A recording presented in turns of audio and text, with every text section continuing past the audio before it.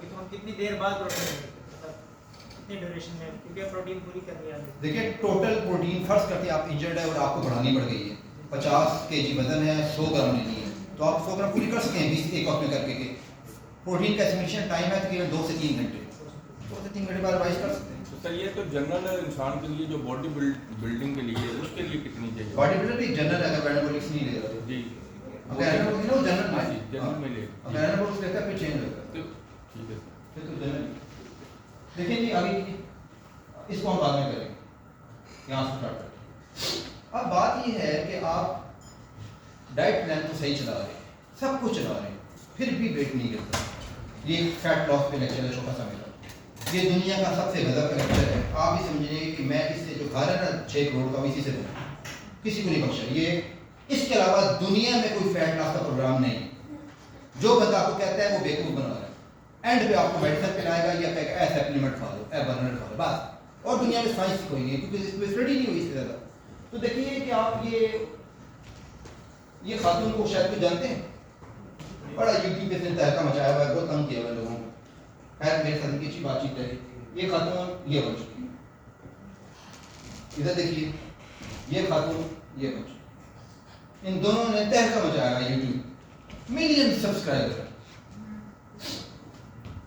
मैंने इनको जो मेल भेजी उसको मेरे पास प्रूफ है, आप कभी पढ़ेंगे तो हंसेंगे, उनको पता है कि मैं सही कह गया। ये है मॉर्बिड ओबेसिटी, वो ओबेसिटी जिसका BMI 40 से ऊपर होता है, यानी बहुत ज्यादा वजन, यानी लगभग 200 kg। तो ये पतली हो गई, पतली होने के बाद इन्होंने लोगों को डाइट प्लान देने शुरू किए, अजीब अजीब किस्म की, अजीब। क्योंकि मेरे किसी बंदों के पास पहुंचे थे तो फिर मैंने उनको मेल की कि बस करो, इस तरह तो नहीं करिए, मैं जानता हूँ कि आप कैसे पतली हुई हैं। ये कहते हैं मॉर्बिड ओबेसिटी। देखिए ये खुद ब खुद पतली हुई है, जस्ट थोड़ी ट्रेनिंग से।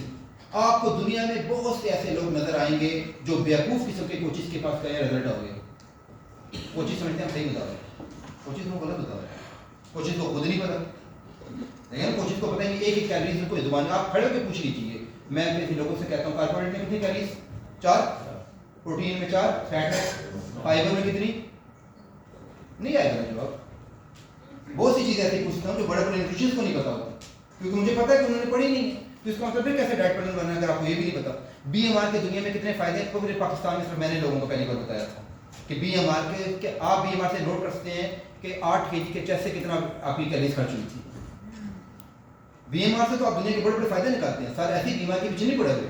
BMR के बहुत फायदे, लेकिन आप किसको कितना बताऊंगा, क्या कह रहे हैं, लेवल का नहीं है। खैर ये ख़वातीन खुद ब खुद पतली हुई हैं, किसी खास वजह से नहीं।